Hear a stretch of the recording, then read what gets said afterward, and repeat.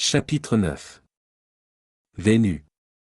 Texte d'origine, non modifié, ni revisité. Vénus. La Vénus qui brille dans le ciel est la planète sœur de la Terre. Combien de fois les yeux des enfants de la Terre se sont-ils élevés pour admirer la beauté et l'éclat de sa présence dans la noirceur de la nuit terrestre? Se pourrait-il que Vénus et toutes les glorieuses planètes de notre système soient dénuées de vie et d'évolution, et que le seul but des galaxies soit de donner de la lumière et du plaisir à la petite orbite de la Terre? Non. Un moment de réflexion dispersera cette conception arrogante et légère lorsque nous verrons que la Terre est l'une des planètes les plus petites, et certainement ses produits et son éclat actuel ne sont pas d'une importance suffisante pour contrebalancer les dons infinis, la présence du Soleil et des étoiles qui tournent dans leur silencieuse splendeur au travers de la nuit. Oui, sur Vénus, il y a la vie, l'amour et l'évolution d'un but cosmique dépassant de beaucoup ce que nous avons fait sur Terre, c'est un but vers lequel, nous, les penseurs de la race, sommes dirigés depuis le début des temps. Car elle est, même dans sa position physique par rapport au Soleil, une planète plus avancée. Son nom même sur la Terre a toujours signifié la plénitude de l'amour. Le voyage de l'homme dans la vie est la progression de l'âme, apprenant par l'expérience les lois de la vie et de l'amour, l'implacable loi de cause et du dernier effet. Dans ce long pèlerinage qu'elle a choisi de faire, elle doit porter bien des vêtements, corps, et vivre sous de nombreux climats. Elle amasse ainsi dans son conscient et par l'expérience, la richesse de la connaissance, qui est le germe de la maîtrise sur soi-même et sur le monde. Lorsque l'âme a appris les leçons de la Terre, elle émigre parfois vers une autre planète pour accomplir son propre plan, de même qu'un étudiant entre dans une école de plus haute science pour mieux se préparer à une vocation. Ainsi, très peu d'êtres, mais les plus privilégiés parmi l'humanité, ont pu parachever le développement de leur âme sur la planète Vénus, et ce n'est qu'à de rares occasions que les grandes âmes de Vénus sont entrées dans le monde des hommes. Vénus possède ses propres êtres évolués, qui ont grandi et mûri avec elle, comme les enfants de la Terre, en leur temps, se développeront avec leur planète dans l'harmonie, la maîtrise de soi et la paix. Ces êtres sur Vénus sont des anciens frères et sœurs de la race humaine. La vie sur Vénus est placée sous la direction d'une hiérarchie d'hommes et de femmes perfectionnés, appelés les seigneurs de la flamme. Ils sont l'incarnation de la sagesse et de l'amour. Il n'existe qu'un seul langage, un seul état, un seul but et une seule race sur Vénus. Il n'y a ni maladie, ni crime, il n'y a pas d'armée et de marine, il n'y a pas d'instrument de torture ni d'armes de guerre, le déséquilibre est inconnu. Chaque citoyen de ce monde contribue à la cause commune par ses talents pendant 15 courtes années, de 20 à 35 ans. Avant cette période, tout le monde est éduqué par l'État en fonction des talents particuliers de chacun et de l'intérêt individuel du citoyen. Après cette éducation, chacun reçoit la permission d'utiliser ses dons et ses talents pendant la période de profit pour le monde, pour le bien de la citoyenneté tout entière. Et après les années de service, chacun peut poursuivre les études spirituelles et culturelles que sa propre nature l'encourage à choisir. La vieillesse et la désintégration, mort, sont inconnus car il n'existe pas de dissonance. Au moment de quitter l'écran de sa forme, l'individu utilise le pouvoir du feu, et avec l'aide des seigneurs de la flamme, il libère les atomes qui constituent ses vêtements physiques. Son âme entre dans les royaumes intérieurs pendant un temps, pour revenir ensuite au moment choisi, dans une famille choisie, pour une autre incorporation choisie et une autre occasion de poursuivre la croissance requise pour que l'individu soit délié du cercle des naissances et qu'il s'en aille pour ne plus revenir. L'âme, sur cette planète, n'est pas liée par les restrictions karmiques, et elle peut exercer sa complète liberté, dans le choix des parents, pour une future naissance, par exemple. Les parents reçoivent souvent l'information avant que l'individu ne quitte la forme précédente, et s'ils sont d'accord pour la réincarnation proposée, l'individu peut leur laisser en garde pas mal de trésors de sa vie actuelle, ses livres ou ses dossiers de recherche. Quand il assume sa nouvelle personnalité, il peut ainsi continuer son cycle de conscience sans l'avoir interrompu, et travailler au développement de son âme ou à quelques grands services pour sa famille planétaire. Évidemment, ceci accélère grandement le progrès individuel de l'âme, ainsi que le haut degré de culture et de perfection pour l'État, car les grands esprits d'une génération ne sont pas perdus pour les générations qui suivent. Les grandes âmes de Vénus qui appartiennent au même univers que la Terre, ont été, de temps à autre, volontaires, pour abandonner le glorieux bonheur de leur vie sur leur planète, afin d'aider les gens de la Terre à progresser. Ces âmes se soumettent à un exil volontaire, et elles s'incorporent comme enfants chez des hommes et des femmes qui apprennent leurs leçons en tant que membres de la race humaine terrienne. Une des restrictions actuelles de la vie terrestre est que l'âme qui arrive doit se soumettre à la perte volontaire de la conscience consécutive, qui est l'une des facultés naturelles de la vie vénusienne. Lorsque l'une de ces âmes s'incarne sur la Terre, elle oublie son passé, sa vision intérieure est voilée, sa mission reste confuse, et même le fait qu'elle est exilée n'est pas connu de sa vie consciente. Bien que ses corps intérieurs brûlent d'un feu céleste, ce n'est que par des éclairs d'intuition, par un certain sens du mal du pays, par le rêve, qu'elle reste consciente de son refuge planétaire céleste. Cette âme, en progressant, si elle a eu de la chance en parents, environnement, et circonstances, peut se réveiller suffisamment pour rendre quelque service à la race humaine, en levant le rideau sur des possibilités d'avenir plus glorieux pour son peuple.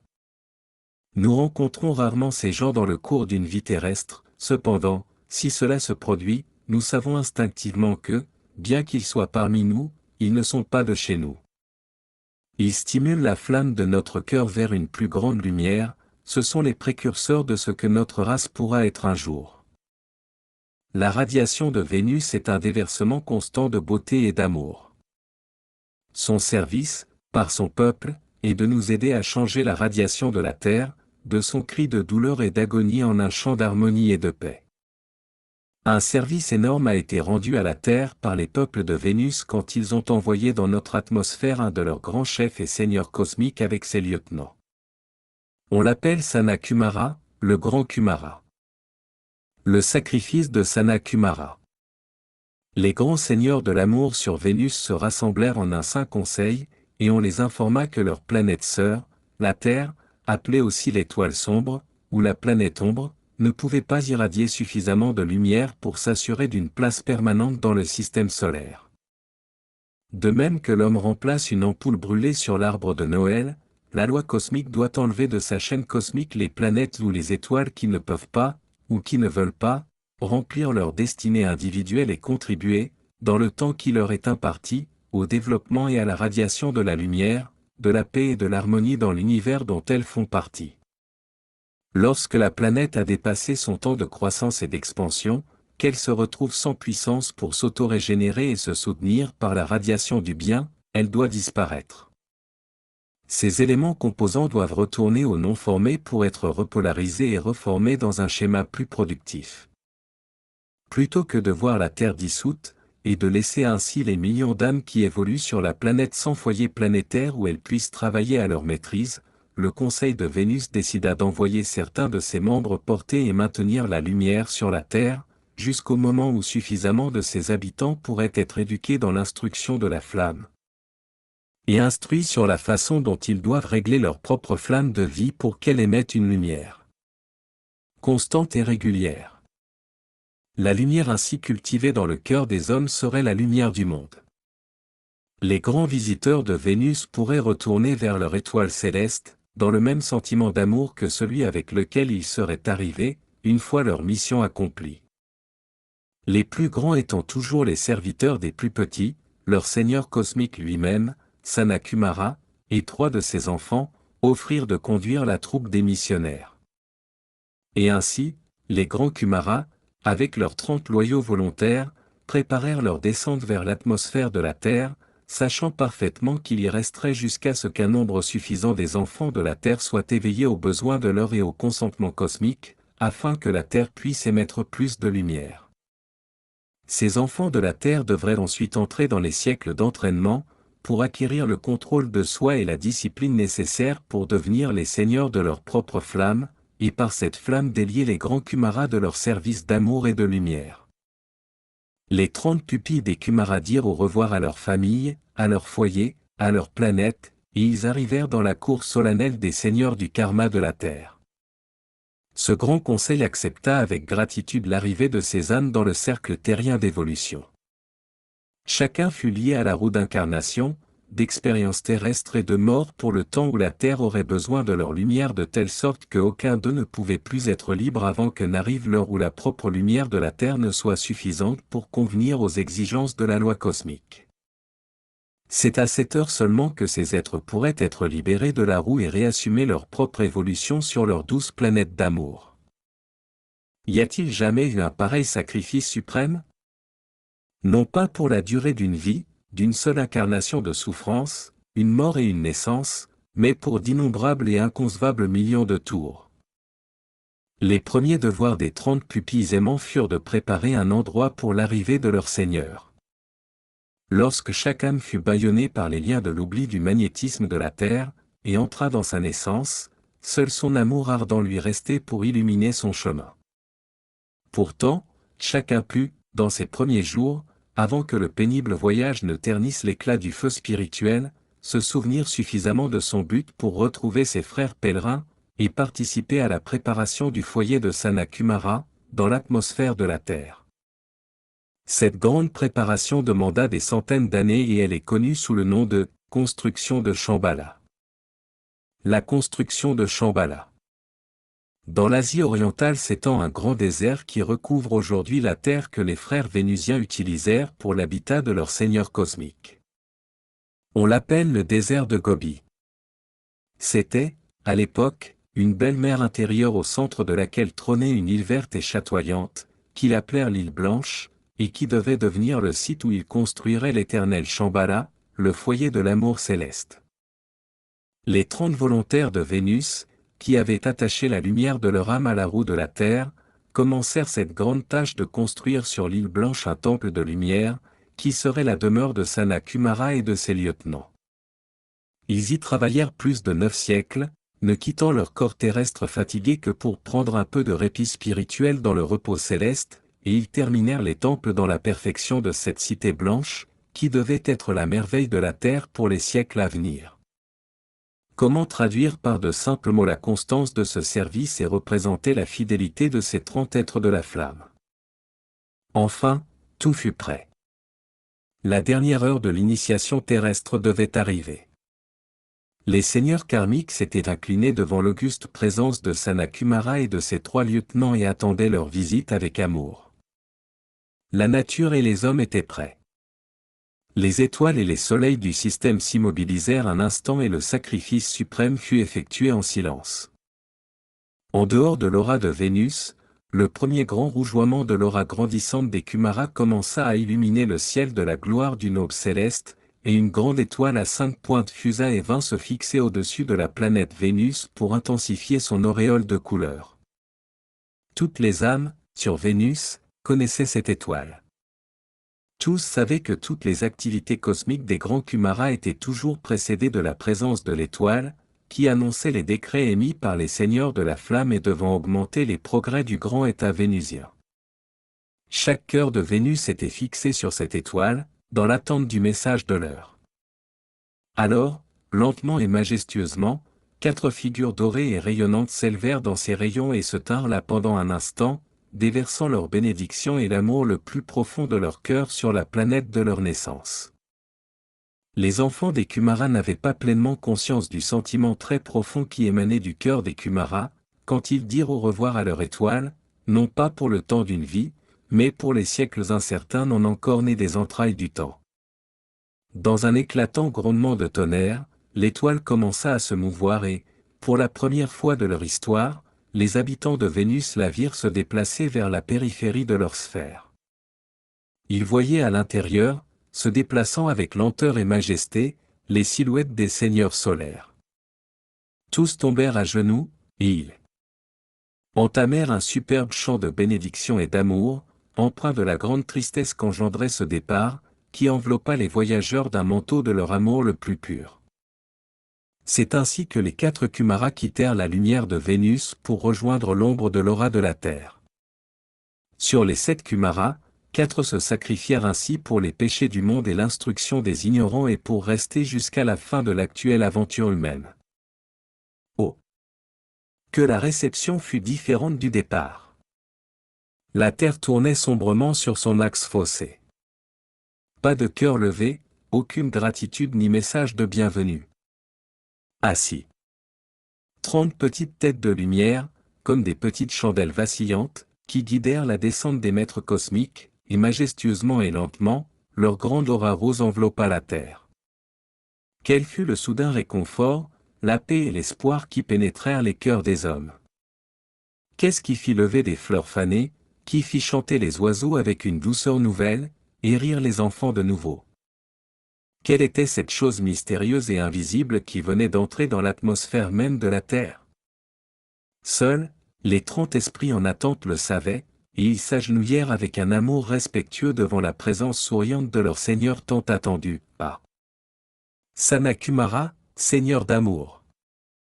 Un jour, nous vous rendrons, vous et votre équipe étincelante, à votre étoile bien-aimée, et lorsque vous partirez, la lumière brillante de la terre sera devenue une vague puissante qui vous portera triomphant, nous laissant une étoile de liberté, acceptée par la loi cosmique, un foyer permanent de bénédiction dans notre système grâce à votre amour. Sanat-Kumara. Shambhala veut dire « rendre sacré ». C'est le nom de cette cité du soleil dans le cœur de Vénus qui est ma maison. Après que j'ai rencontré le conseil karmique de la Terre et qu'il fut voté pour elle qu'elle retournerait au néant, je suis retourné à ma planète, Vénus, et à Shambhala. Là, j'ai dit à ma bien-aimée et à mon peuple que j'aimerais aider le peuple de la Terre, qui est notre ami, et que j'offrais d'y aller et d'y construire une réplique de cette éternelle cité de lumière étincelante. La conception parfaite en fut élaborée dans les dossiers akashiques et elle y est restée jusqu'à nos jours. Sachez que Shambhala dut être construite 3 fois, car 3 fois les bâtiments physiques furent détruits. La première fois, elle fut construite et préparée pour l'heure de mon arrivée. Mais elle fut ensuite détruite. Des esprits sensibles, qui surent se mettre au diapason du modèle glorieux qui est dans les dossiers akashiques, la construisirent une seconde fois. Mais un cataclysme la réduisit en miettes. La troisième construction de Shambhala qui eut lieu il y a 60 000 ans, est enregistrée dans la littérature occulte. Cette dernière Shambhala a aussi souffert de déprédation, mais la réplique éthérique de la cité d'origine, puissante et étincelante, vit et respire dans les éthers du désert de Gobi. Elle y restera jusqu'à ce qu'elle puisse redescendre sur le plan physique pour y rester en permanence, sur ce plan des apparences extérieures, quand l'âge d'or sera établi et que l'humanité, individuellement et collectivement, s'avérera digne de l'entretenir pour l'éternité. Ce sera ma contribution à cette évolution que j'ai aimée, et elle restera une part de l'étoile de liberté longtemps encore après que je sois rentré chez moi, peut-être pour repartir encore vers quelque autre étoile, pour aider une autre évolution adolescente, une autre vie évoluant encore plus innocemment. C'est mon amour, c'est mon service, c'est ma joie. J'ai laissé Vénus en venant ici. Ce n'est pas la première planète qui ait gagné le manteau de mon amour. Je me suis tenu sur d'autres orbites, avec d'autres évolutions, et je suis rentré à la maison victorieux dans chaque cas. Quelquefois, un courant de vie avait suffisamment de lumière dans le cœur pour payer ma rançon. D'autres fois, c'était toute une évolution qui devait développer cette radiation nécessaire exigée par la loi cosmique. Ce n'est pas le nombre, mais la qualité de la radiation, qui est déterminante, mais bien aimée, pour maintenir la place d'une planète dans son évolution ou pour qu'un individu garde sa place dans un schéma planétaire. Bien aimé Mahachor. Savez-vous que, au cours de la construction de Shambhala, toute sa population fut anéantie 4 fois, et que la cité du soleil fut achevée au prix du sang et de l'agonie des étudiants de Sanat-Kumara? Beaucoup parmi vous étaient des lieutenants de confiance, qui suivaient l'être qui commandait et qui tomba sous l'assaut des hordes sauvages 3 fois sur 4. Lorsque le glorieux pont vers Shambhala fut terminé, il reliait la terre à cette île resplendissante et vous étiez dans le groupe qui traversa ce pont avec les Kumara et moi-même. Au cours des premières 24 heures, l'île resplendissante fut entièrement vouée à la naissance de la flamme par les Kumara. On peut comparer cette cérémonie à la consécration d'une nouvelle église sur la terre aujourd'hui. Le jour suivant, le peuple put entrer dans le Saint-Temple central pour y faire ses dévotions. Ces souvenirs, chers cœurs, sont inscrits dans vos corps éthériques. L'effervescence terrestre que certains d'entre vous semblent traverser aujourd'hui n'est rien du tout en comparaison des agonies du passé. Si vous pouviez voir ce que vous avez supporté au cours des siècles qui ont été, votre expérience actuelle vous semblerait un grain de poussière sous le soleil. Vous avez traversé des moments de désespoir noir, dans vos expériences précédentes dans la classe de la Terre.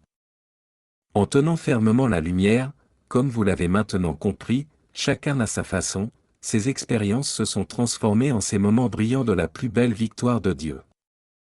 Bien-aimé Kutumi. Le Shambhala, qui est un foyer de lumière éthérique permanente sur la Terre, fut transféré du désert de Gobi, dans le royaume éthérique, jusqu'au rivage nord de Long Island à New York. La cérémonie officielle eut lieu à midi, le jour de la reconnaissance, le 26 novembre 1964, en présence du logoi solaire de notre grand soleil central, lui-même, Alpha et Oméga, notre logoi solaire Hélios et Vesta, tous les logoi planétaires de notre système solaire, le Seigneur du monde, actuellement Gautama, le régent Seigneur Sanat-Kumara, le Seigneur Maitreya maintenant Seigneur Divino, et tous les Choans et les membres de la hiérarchie spirituelle. Le même jour et au cours de la même cérémonie, le Mahachohan assuma la charge de « représentant de l'Esprit Saint cosmique sur les 7 planètes de nos systèmes solaires ».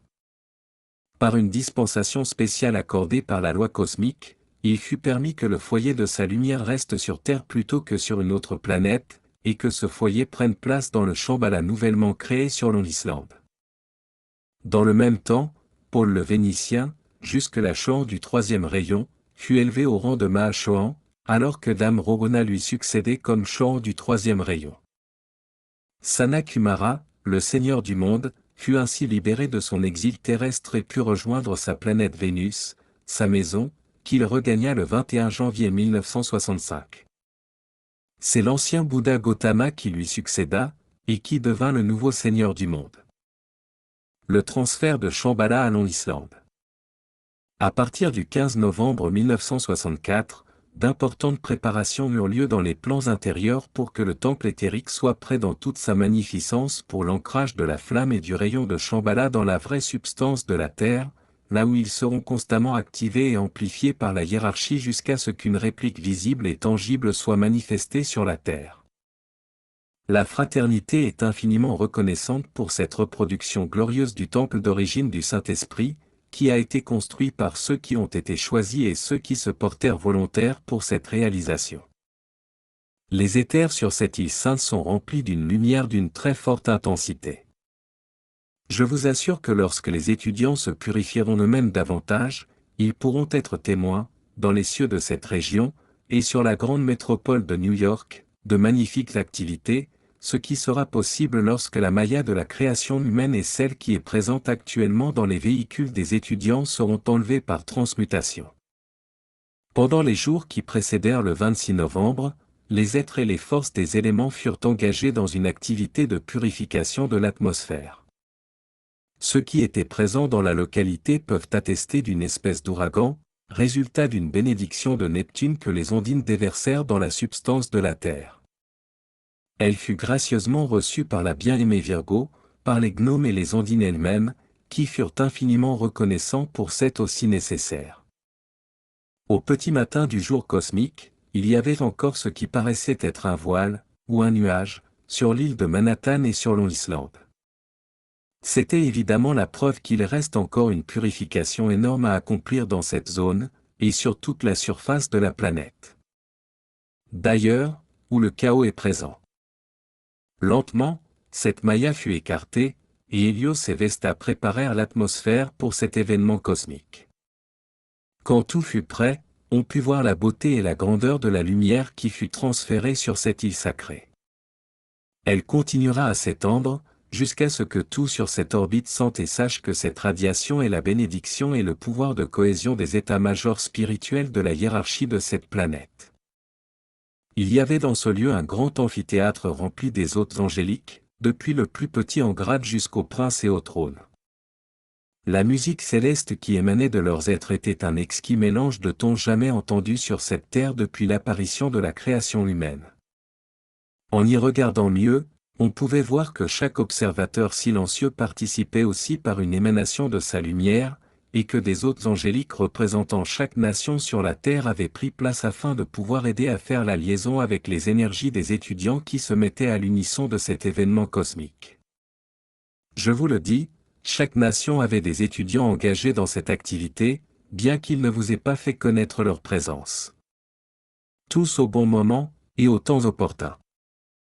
Les êtres angéliques de toutes les planètes appartenant au système de Hélios et Vesta ont participé à l'élaboration de ce foyer central.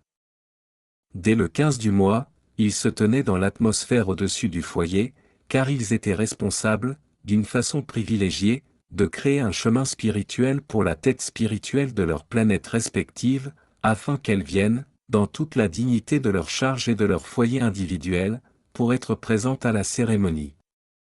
Un trône-autel spécial, construit en étage, avait été érigé pour cette occasion particulière, en cercle autour du Saint des Saints, la triple flamme intégrée, victorieuse, immortelle, cosmique et sacrée.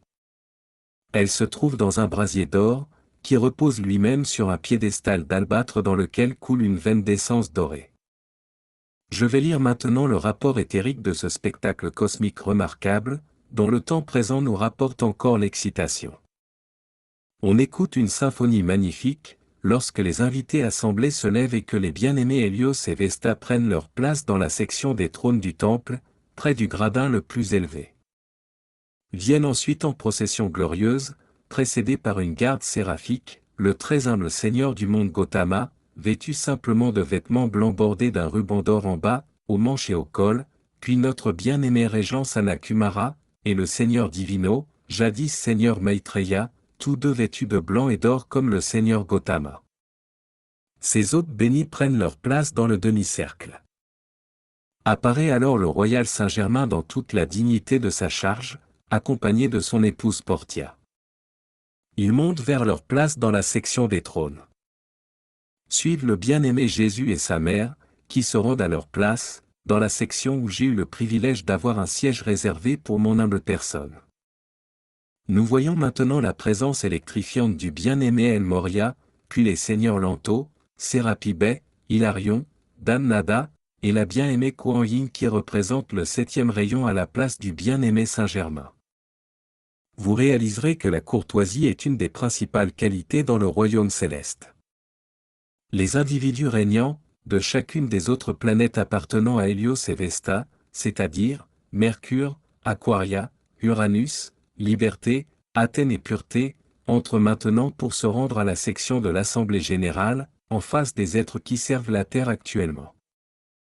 Ils avaient été invités par les bien-aimés Hélios et Vesta à s'asseoir dans la section des trônes, mais ils ont préféré les sièges réservés à la Terre, puisque c'est l'activité cosmique qui leur appartient. On ressent un immense respect, presque muet. Toutefois, on entend les accents du chœur des anges, alors que toutes les têtes sont courbées, et que chacun se lève au signal que les bien-aimés Alpha et Oméga vont entrer dans le temple. Dans une explosion de musique triomphale, ils descendent la nef vers le demi-cercle et montent ensuite vers le gradin le plus élevé. Dans cette puissance et cette magnificence, nous voyons avec respect la lumière et l'amour de tous ces êtres se fondre dans une étincelante lumière d'une intensité indicible. Ceux d'entre vous qui ont vu une aurore boréale ont un exemple à peine significatif et qui pâlirait auprès de ceux que nous avons eu le privilège de contempler à l'entrée des tout-puissants Alpha et Oméga. Ô enfants du Dieu Père-Mère, quelle humilité dans les cœurs de ces invités élevés et cosmiques, lorsqu'ils s'inclinent avec respect devant la lumière des glorieux Alpha et Oméga.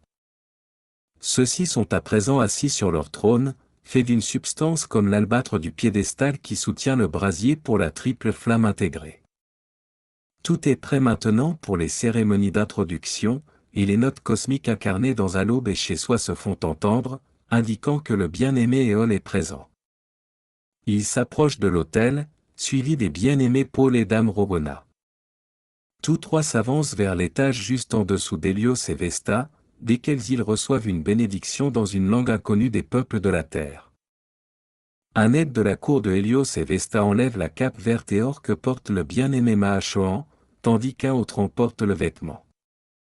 Maintenant on place sur les épaules de Saint Éole, un vêtement blanc, du blanc le plus pur et le plus doux, chatoyant, et brodé d'une belle colombe. La toute-puissante Vesta, dans l'autorité qui est la sienne, lève la main et revêt le bien-aimé Éole selon le rite de la charge de Saint-Esprit cosmique pour les planètes sous la direction d'Hélios et Vesta. La cape verte et or est maintenant posée sur les épaules du bien-aimé Paul, l'aide angélique lui ayant précédemment enlevé sa robe de velours rose. Alors la bien-aimée Vesta, prononçant l'invocation appropriée, l'élève à la charge de Mahachohan, représentant du Saint-Esprit pour la planète Terre. La cape rose que portait le bien-aimé Paul est placée sur les épaules de Dame Rowena, et alors que la bien-aimée Vesta fait sa proclamation, la main levée, Dame Rowena devient Chohan du troisième rayon.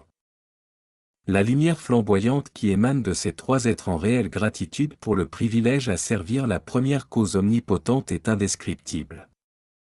Le bien-aimé Éole va sous le dais, dans la rangée immédiatement en dessous des puissants Alpha et Oméga où il est rejoint par la belle Pallas Athénée. Le Mahachohan, bien-aimé Paul, prend sa place aux côtés du seigneur Gautama, une chaise lui ayant été réservée. Dame Rowena, digne et responsable, prend sa place sur la troisième chaise, là où se tiennent les autres Chohans, suivant le rayon auquel ils appartiennent. À ce moment, il y a un court instant de profond silence, juste une pulsation de lumière de grande intensité. Nous entendons un gong aux accents mélodieux, le puissant Alpha lance une intonation et, alors qu'avec le bien-aimé Oméga, ils soufflent la lumière de leur cœur dans l'être du Seigneur Gautama, tout le temple est rempli d'une lumière, s'intensifiant, et par laquelle toute l'assemblée est fondue dans une grande lumière. Chacun d'entre nous vibre de l'énorme pulsation de la flamme et du rayon du Saint Shambhala qui émane de Alpha et Oméga, du bien-aimé Éole et du Seigneur Gautama, et qui rejoint la flamme en face de l'autel avant de s'enfoncer dans la substance même de la terre. Ainsi le foyer sacré de la grande fraternité blanche est officiellement établi dans sa nouvelle permanence, physiquement et éthériquement, sur l'Islande. Qu'il suffise de dire que la triple flamme intégrée, transférée du désert de Gobi à l'autel de Shambhala sur l'Islande, a des proportions qui se sont agrandies considérablement tout au long de cette cérémonie cosmique. Le silence, la gratitude, et le pur amour divin sont d'une grande magnitude.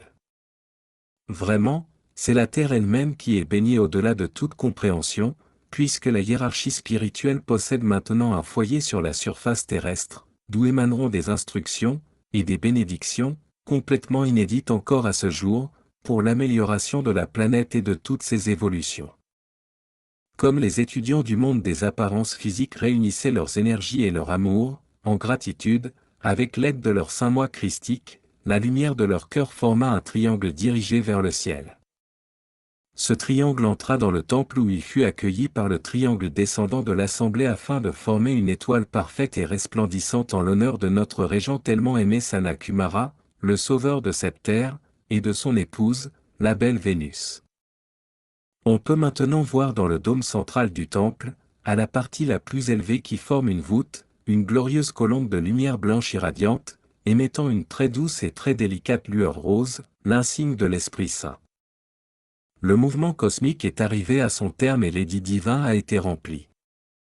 Comme nous l'avons dit déjà dans ces pages, le Shambhala fut transféré sur la côte nord de Long Island, New York, au jour de grâce du 26 novembre 1964. Ce Shambhala, toutefois, reste dans les royaumes éthériques au-dessus de Long Island. Ce n'est pas une réplique de l'original, au-dessus du désert de Gobi, qui était une reproduction du véritable Shambhala, cité du Soleil de Vénus, résidence officielle du logo planétaire. Le Shambhala, sur Long Island est la conversion de l'ancien temple du Saint-Esprit cosmique qui fleurissait, il y a des milliers d'années, à l'époque atlantidéenne, et qui flotte maintenant dans les royaumes éthériques au-dessus de son emplacement originel. Au cours de cette période révolue, le temple était le foyer central et le pouvoir magnétique qui retirait du cosmique les courants électroniques pour le Saint-Esprit cosmique. C'est la raison pour laquelle le Mahachohan, lors de son élévation au poste de représentant du Saint-Esprit cosmique, a demandé et reçu l'autorisation de le réinstaller dans sa grandeur passée, pour qu'il devienne le centre de son service cosmique.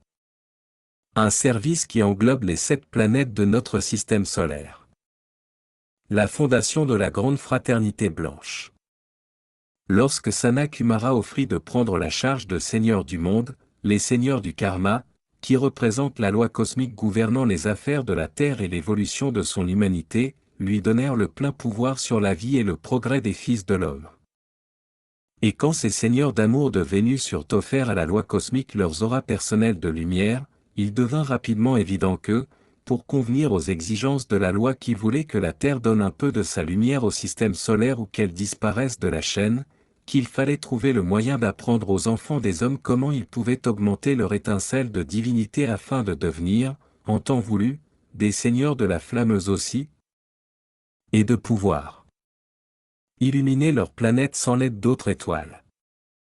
En prévision de ce jour-là, Sanat Kumara et son conseil à Shambhala établirent un grand ordre spirituel d'êtres divins, qu'ils appelèrent la Grande Fraternité Blanche, et dont le service et le devoir étaient d'intéresser, de guider, d'instruire et de protéger les enfants de la terre et, éventuellement, de les attirer dans la fraternité pour qu'ils se chargent des responsabilités et des services que tenaient les volontaires venus d'un monde d'une évolution plus élevée. Par son grand amour et sa radiation, cette fraternité commença à réveiller la lumière spirituelle dans les âmes de quelques êtres de la race. Ces égaux commencèrent à sortir du sommeil de leurs âmes et à répondre à la présence et à la flamme de l'amour de Sanat Kumara. Des consciences commencèrent à monter de la grande masse des dormeurs, et les maîtres, en se penchant, effectuèrent la première liaison entre la terre et ses êtres divins. Les 2 premières âmes qui répondirent ainsi devaient, dans leur vie très postérieure, devenir le Seigneur Gautama Bouddha et le Seigneur Maitreya. Ce furent les premiers parmi les enfants de la terre qui demandèrent à être membres du conseil de Shambhala, et à être aidés dans leur éducation pour se préparer à participer au grand travail qui consiste à devenir porteurs de lumière pour le monde des hommes. Grande fut la joie à Shambhala quand ces 2 esprits, frais et avides de savoir, répondant à la présence d'amour, eurent prouvé que les sacrifices des seigneurs de la flamme n'avaient pas été vains, car, puisque 2 étaient venus, d'autres suivraient certainement.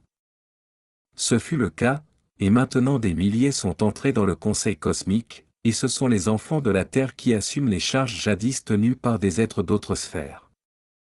Un jour, les Kumaras eux-mêmes verront que les hommes de la Terre les auront déliés de leur exil volontaire.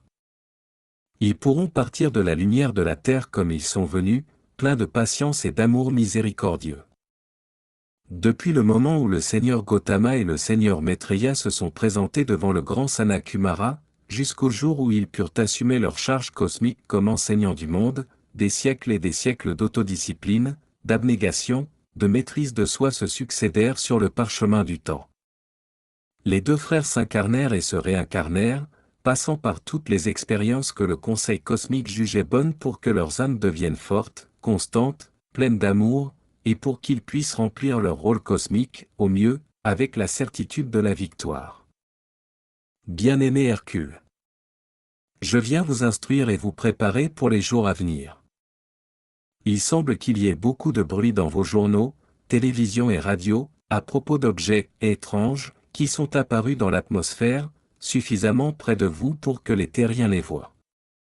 Ce ne sont pas des fruits de leur imagination. Il s'agit bien de visites, dirigées cosmiquement dans l'atmosphère de la Terre pour une raison particulière. Il y a aujourd'hui tellement d'inquiétudes sur la Terre, et les responsables de vos gouvernements et de vos organisations semblent tellement incapables de stabiliser ces conditions et d'apaiser les émeutes de toutes sortes, y compris l'immense horreur de la guerre, que la Terre reçoit la visite de visiteurs d'autres planètes, notez-le. Ils viennent aider, pour régler et mettre à l'alignement une planète qui doit être rééquilibrée de manière à ce qu'elle se meuve d'une manière ordonnée quand l'ordre sera donné qu'elle se mette dans l'orbite d'Uranus, avant de succéder à Vénus dans sa position présente. Soyez assurés que nous, les légions spirituelles invisibles, servons sans relâche pour repolariser cette orbite bien-aimée. Mes bien-aimés, je vous conseille d'écouter attentivement. Au cours de toutes ces années passées, nous vous avons parlé de futurs changements planétaires. Je vous avertis que vous allez avoir besoin d'huile dans vos lampes pour que vous puissiez avancer dans la lumière et pour que vous ne nous manquiez pas, par négligence, ou en disant par exemple, « Oh ». Vous nous dites la même chose depuis maintenant bien longtemps. Pour l'instant, revenons aux visites extraordinaires de la lumière au milieu de vous. Certains dans cette salle ont eu le privilège d'être les témoins de ces événements, et je sais de qui je parle. Certains endroits de la planète méritent ces visites, qui apportent un plus de lumière et d'aide dans ces parties concernées du globe. Certains de ces porteurs de lumière, dont je parle sont habités par des êtres d'autres étoiles qui sont, comme vous, en période d'entraînement intensif. Leur degré d'évolution leur fait supporter une action vibratoire plus haute et plus rapide, leur radiation et leur nature sont plus développées que celles des habitants de la Terre. Je vous garantis qu'ils possèdent des appareils électroniques beaucoup plus sophistiqués que ceux que vos bons savants ont pu développer à ce jour. Dans certains cas, des observations ont rapporté que la surface d'atterrissage avait été blessée ou brûlée. C'est vrai, car la puissante radiation de lumière a été émise dans ces emplacements dans le but de transmuter et de purifier certains foyers physiques d'imperfection, et d'en renvoyer les éléments composants à l'univers pour repolarisation. De plus, les moyens de transport de ces êtres d'autres planètes supportent des radiations bien plus fortes que ce que la Terre a connu jusqu'à présent. Ces radiations protègent les passagers, à l'intérieur de ces véhicules, de toute contamination possible. La Terre a souffert de la pollution causée par les retardataires, et la loi cosmique ne permet pas que ces volontaires ramènent sur leurs étoiles des radiations imparfaites comme celle-ci. Vous aimeriez sans doute savoir, mes bien-aimés, que de nombreux visiteurs sont de vos amis, avec lesquels vous avez lié connaissance lors de vos séjours sur leur planète dans vos véhicules éthériques.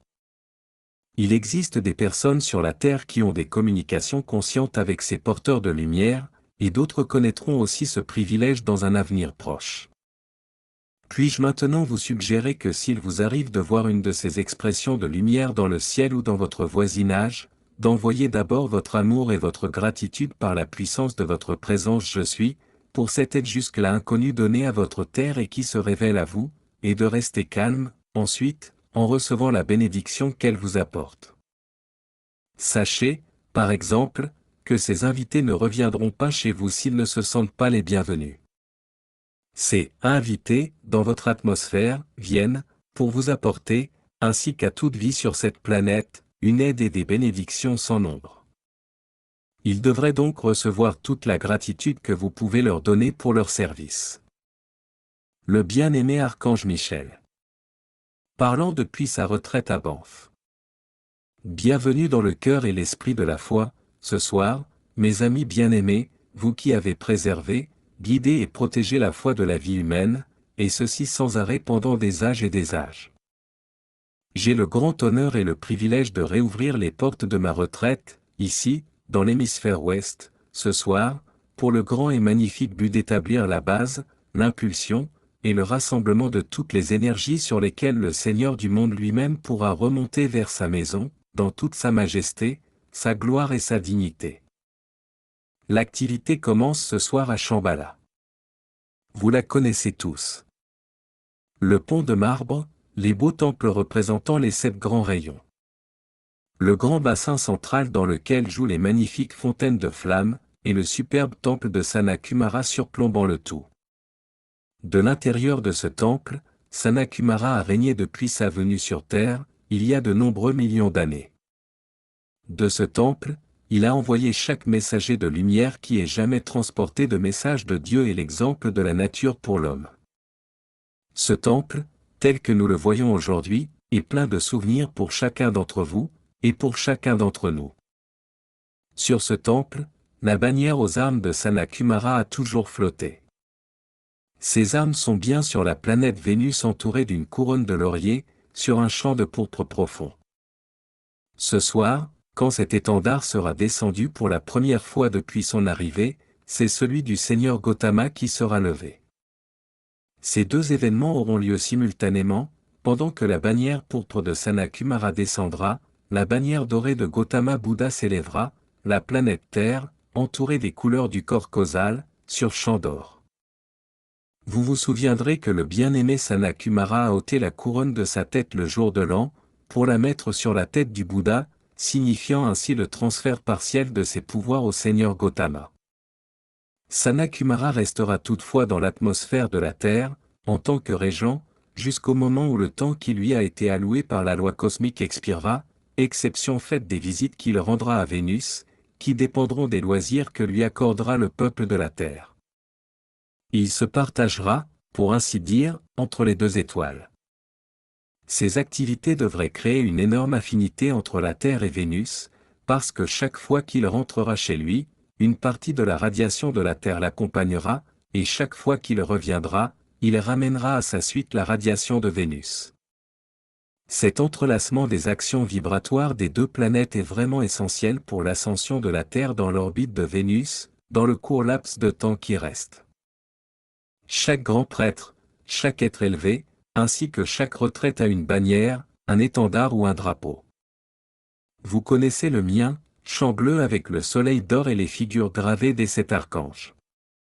Chaque grand prêtre, chaque retraite ou sanctuaire de la fraternité est représenté à Shambhala ce soir, par un étendard illustrant le foyer et l'activité de sa lumière. Ces magnifiques drapeaux sont alignés de chaque côté du bassin central où jouent les fontaines de flammes sur une profondeur de 100 drapeaux ou presque. Cette promenade est très longue et sur toute son étendue, depuis le pied du temple de Sanat-Kumara jusqu'à la fin du pont sur la mer de Saphir, se trouve toute l'assemblée des membres de la cour des Elohim, des êtres cosmiques, des anges, des dévas et des maîtres. Tous portent leur étendard individuel, et lorsque descend le drapeau de Sanat-Kumara, tous les étendards sont inclinés, ce qui ressemble à votre façon de rendre les honneurs quand passe un personnage important. Revenons un peu en arrière, et voyons l'activité telle qu'elle a eu lieu. L'étendard de Sanat-Kumara flotte sur le temple, son champ de pourpre bien visible avec la belle étoile de Vénus et sa couronne de laurier. Maintenant, alors que tous les yeux sont fixés dessus, il descend lentement et simultanément tous les étendards sont inclinés, en témoignage de gratitude et d'amour pour les services qu'il représente. Ensuite, presque dans le même mouvement, l'étendard or de Gautama monte à l'endroit où il flotte maintenant, ses plis de couleur douce ondulant dans la douce brise. Le bien-aimé Sanat-Kumara est ce soir dans une simple robe blanche, sans aucun ornement, alors que le bien-aimé Seigneur Gautama porte la robe de pourpre royale avec la couronne et le sceptre. À son côté, le Seigneur Maitreya porte lui aussi les robes royales d'autorité avec la mitre et la crosse. Il a été prévu que, pour l'instant, l'activité du précédent Bouddha qui est le Seigneur Gautama, et celle du nouveau Bouddha qui est le Seigneur Maitreya, seront combinées, car le service du Seigneur du monde est d'engendrer suffisamment de lumière pour maintenir la planète dans le système solaire, et le don du Seigneur Maitreya est de se charger de l'activité de l'initiation chaque fois que cela est possible. Comme vous le savez, le Seigneur Gautama n'a pas d'inclination de ce côté-là. Nous assisterons donc à une magnifique triple activité, Gautama tenant la lumière, la paix et l'illumination, Sanat-Kumara comme conseiller et régent, et Maitreya, la tête et le cœur de toute la fraternité dans pratiquement toutes les cérémonies initiatiques. Sanat-Kumara, Gautama et Maitreya apparaissent maintenant à la porte du grand temple. Ils descendent lentement le grand escalier. En arrivant en bas, ils se retournent, et regardent vers le haut où l'étendard de Sanat-Kumara flotte encore dans la brise. À un certain signal, l'étendard pourpre est descendu à terre et l'étendard or du Seigneur Gautama monte. Pendant la longue descente de la bannière pourpre, tous les drapeaux de l'assemblée sont baissés. C'est un moment très solennel, et d'une certaine façon très nostalgique, car il présage un changement non seulement par rapport à l'activité de la hiérarchie céleste dédiée au bien-être de la planète, mais aussi par rapport aux personnes qui y évoluent. Tous les drapeaux sont maintenant levés en hommage au Seigneur Gautama et un des êtres angéliques plie doucement la bannière pourpre et vient la poser soigneusement sur le bras de Sanat-Kumara qui marche avec les deux seigneurs le long de la grande avenue, vers le pont, en souriant et en saluant la fraternité réunie, alors que chaque bannière est inclinée pour leur rendre hommage quand ils passent. Quand ils arrivent à l'entrée du pont, ils s'arrêtent et se retournent encore. Il semble qu'ils veuillent marquer à jamais dans leurs esprits les scènes qu'ils viennent de vivre. Maintenant le bien-aimé Sanakumara se prosterne et embrasse l'herbe à ses pieds, pendant que toute l'assemblée, qui n'a pas bougé, contemple avec une tendresse indicible ces grands maîtres d'amour, qui le manifestent dans tous leurs gestes comme dans leur attitude. Sanakumara, Gautama et Maitreya restent là encore un instant, puis, élevant leurs mains pour toucher leur cœur et leur tête en un geste d'adieu, ils se tournent, traversent le pont et disparaissent dans un flamboiement de lumière. L'instant d'après, ils sont là, à la porte de ma retraite, dans l'hémisphère ouest, dans cet endroit appelé Banff, qui se situe dans les montagnes rocheuses du Canada, sur le continent nord-américain. La cérémonie finale de la passation du pouvoir de Sanakumara au seigneur Gautama, et le départ pour Vénus de Sanakumara ont lieu dans ma retraite de l'hémisphère ouest, ce qui, nous le pensons, a une véritable signification intrinsèque. Ceux d'entre nous qui ont eu le privilège d'y assister n'oublieront jamais la solennité de ce grand événement. Les deux grands prêtres, qui se font face de chaque côté du grand autel, se rapprochent l'un de l'autre, montent ensemble les marches puis se font face à nouveau. Leur grand corps causal brille comme de grands éventails, dans toutes les glorieuses couleurs de leurs rayons. Ils sont de taille identique. Maintenant, ils s'approchent l'un de l'autre, jusqu'à ce qu'ils rencontrent la flamme sur l'autel et deviennent un. Alors, un éclair d'une intense lumière éclate, il est suivi d'une expansion de la flamme qui passe dans toute l'atmosphère de la Terre. C'est à cet instant précis que le corps causal de Sanakumara est retiré du corps de la Terre, alors que celui du seigneur Gautama l'entourait de ses bras. Le corps causal de Sanakumara redevient l'auréole qui l'enveloppe, lui et son entourage, maintenant qu'ils sont en route vers Vénus. Cette transition de Sanakumara et des siens vers son étoile bien-aimée s'accomplit dans un superbe chariot de substance éthérique visualisé par des étudiants du plan terrestre, qui savaient à quel moment ce voyage aurait lieu. Le voyage est évidemment accompli à la vitesse de la lumière et ils arrivent dans l'orbite de Vénus presque instantanément. Entre-temps, Dame Vénus et sa suite étaient venus à la rencontre de leur seigneur, et quand les deux compagnies se rencontrent, Sanakumara descend de son char, dans sa robe blanche toute simple, qu'il avait revêtue en donnant ses robes d'état au seigneur Gautama, et s'en va seul à la rencontre de sa reine. Dame Vénus avance également seule et quand ces deux grands êtres se saluent de leurs mains tendues, la lumière de leur corps causal les enveloppe de telle sorte que pendant un instant, ils sont hors de la vue de la foule des spectateurs. Les chants et la musique des chœurs angéliques remplissent maintenant l'atmosphère et les voix de Vénus se font entendre pour entonner le chant de bienvenue à leur roi bien-aimé. C'est le même chant que celui qu'elle avait chanté lorsqu'il les quitta il y a de nombreux âges. Un chant rendu joyeux aujourd'hui par le bonheur des retrouvailles. Sanakumara et sa bien-aimée Vénus se rendent maintenant au temple et là, avec tout leur peuple, ils rendent grâce pour ce retour victorieux et le succès de cette mission d'amour qu'il vient d'accomplir. Avant de quitter la retraite de Banff, Sanakumara s'est adressé à la grande fraternité blanche, aux initiés conscients et aux étudiants, en ces termes. Hiérarchie spirituelle bénie et bien-aimée, vous qui avez répondu à l'appel de mon cœur, et qui avez formé cette grande fraternité blanche, vous qui avez vécu, avez péri et avez revécu, siècle après siècle, ère après ère, afin d'avancer dans la cause du bien sur la planète Terre, à vous tous ce soir, je donne mon cœur et ma main. Comme il n'y a pas de séparation en amour, je serai toujours aussi près de vous que vous désirerez que je le sois. Je ne penserai jamais à vous laisser de façon permanente, vous les Elohim, les archanges, et la fraternité tout entière, ni vous les doux étudiants besogneux, sans le réconfort et la consolation de ma présence, de ma force, pas plus que je ne penserai à laisser mon Dieu.